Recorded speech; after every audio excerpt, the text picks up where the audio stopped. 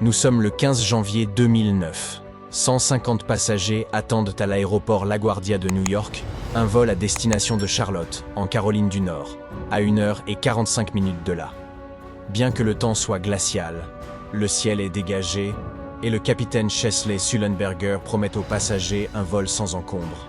À 15h25, l'avion d'US Airways décolle de la piste et entame une montée en douceur. Un vol de routine, comme Sullenberger en a déjà effectué des milliers, dure environ 100 minutes. La suite est sans précédent dans l'histoire de l'aviation.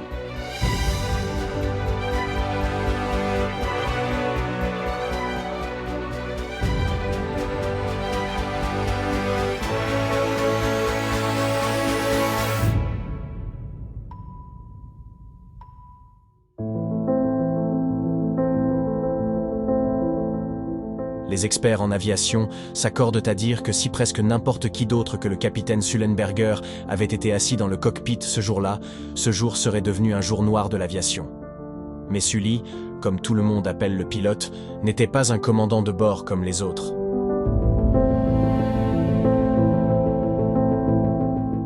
Il a excellé à l'école dès son plus jeune âge grâce à son QI élevé et a commencé à apprendre à piloter un avion léger à 16 ans. À l'âge de 18 ans, il est entré à l'Académie militaire de l'air des États-Unis, où il a obtenu le prix du meilleur aviateur de sa classe. À l'issue de sa formation, il devient pilote de chasse dans l'armée de l'air américaine.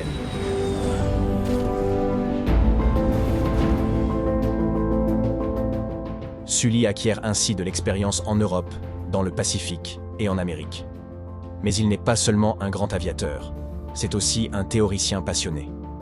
Pendant son temps libre, il se forme lui-même à la sécurité aérienne, en récupérant des transcriptions d'entretien avec le cockpit d'avions accidentés et en faisant partie d'une commission chargée d'enquêter sur les accidents de l'aviation militaire. Lorsqu'il commence à travailler pour Pacific Southwest Airlines, qui deviendra plus tard US Airlines, en 1980, il est déjà un pilote extrêmement expérimenté. Et bien qu'il transporte près d'1 million de passagers et passe 20 000 heures dans les airs au cours des années suivantes, il entre dans l'histoire avec le vol 1549, qui ne dure que 6 minutes.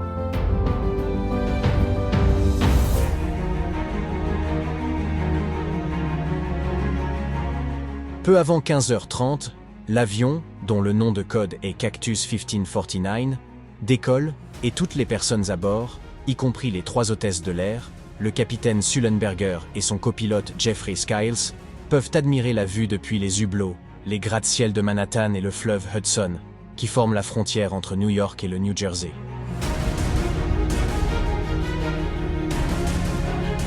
Mais bientôt, tout le monde va ressentir une forte secousse.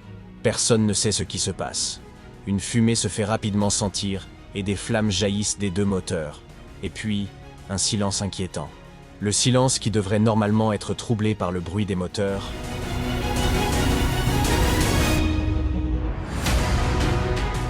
Les 2 pilotes connaîtront la cause du dysfonctionnement avant que l'accident ne se produise. Une centaine de secondes après le décollage, à moins de 900 mètres d'altitude, ils aperçoivent un troupeau d'oies juste devant eux. Toute réaction est impossible. Until manœuvre est tout simplement hors de portée d'un Airbus de près de 40 mètres de long, entièrement occupé. Les 2 moteurs, qui ont aspiré plusieurs oiseaux, cessent presque immédiatement de fonctionner. This is Cactus 1539. It burns through. Lost thrust on both engines returning back towards LaGuardia.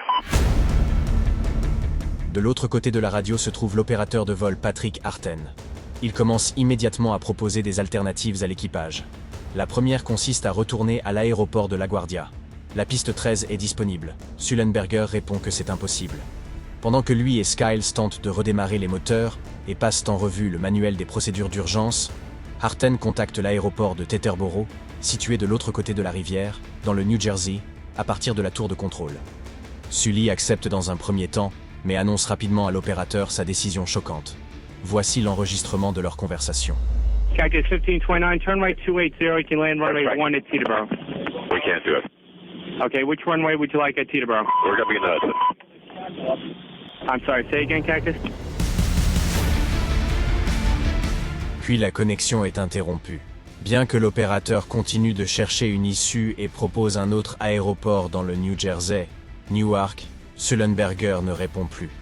Sully ne dit alors qu'une seule phrase aux personnes terrifiées à bord pendant toute la durée du vol. This is the captain. Brace for impact. Les hôtesses de l'air Donna, Doreen et Sheila ne cessent alors de crier des consignes de sécurité. Heads down, stay down. Brace, brace, brace. Heads down, stay down. Pendant ce temps, une série de messages d'alerte retentit dans le cockpit. Le système de bord avertit les pilotes que s'ils ne remettent pas l'appareil en vol, il y aura un crash. L'avion prend de la vitesse et perd rapidement de l'altitude. Il vole à seulement 270 mètres au-dessus du pont George Washington. Et quelques instants plus tard, il touche l'eau del Hudson.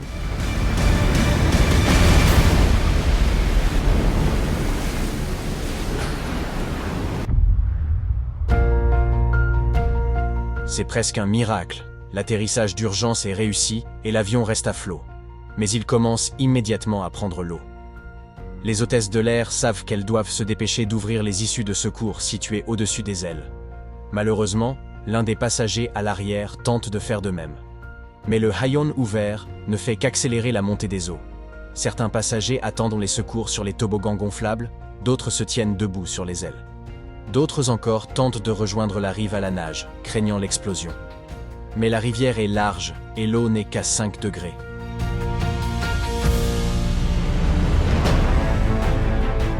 Le courant entraîne l'avion vers le sud et, par une température inférieure à 0, les passagers, trempés mais sans blessures graves, attendent les secours. Ils arrivent incroyablement vite. Tandis que le capitaine Sullenberger revérifie la cabine pour s'assurer qu'il ne reste plus personne dans l'avion, désormais rempli d'eau, les ferries qui transportent régulièrement les New-Yorkais vers et depuis le New Jersey convergent vers l'épave. Ils descendent des échelles de cordes et aident les personnes en hypothermie à monter à bord.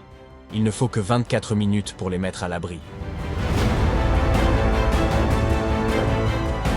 Cependant, il faudra beaucoup plus de temps que l'opération de sauvetage elle-même pour vérifier le sort de chaque passager. La situation est d'autant plus complexe que les passagers ont été transportés dans des hôpitaux situés de part et d'autre de la Hudson. Mais avant minuit, le rapport officiel tant attendu arrive.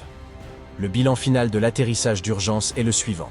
0 victime et aucune blessure mettant en jeu le pronostic vital. Les 155 personnes sont sauvées.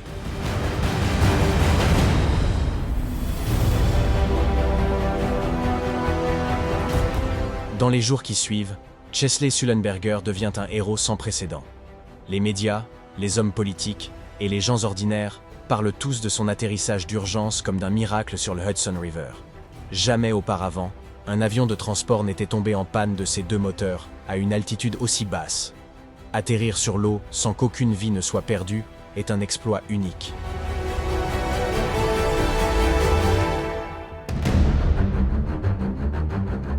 Cependant, le National Transportation Safety Board, qui va immédiatement commencer à enquêter sur l'incident, adopte une position beaucoup plus hésitante. Les simulations informatiques suggèrent que les pilotes ont eu suffisamment de temps pour revenir en toute sécurité à LaGuardia et à Teterboro. Toutefois, il s'est avéré par la suite que les programmeurs avaient tablé sur une réaction immédiate de l'équipage, ce qui n'est tout simplement pas possible dans une situation aussi inédite.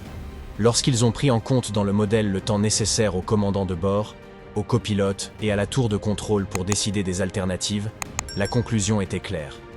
Si Sully essayait de revenir, l'appareil s'écraserait inévitablement sur l'un des gratte-ciels de Manhattan, une ville densément peuplée. Chesley Sullenberger a été remercié pour sa manœuvre par le maire de New York, Michael Bloomberg, et par les présidents George Bush et Barack Obama. Il a écrit plus tard dans son livre « C'était comme si j'avais envoyé de petits dépôts réguliers à une banque d'expériences imaginaires tout au long de ma vie. Et après 42 ans, en janvier 2009, j'ai tout retiré d'un seul coup. »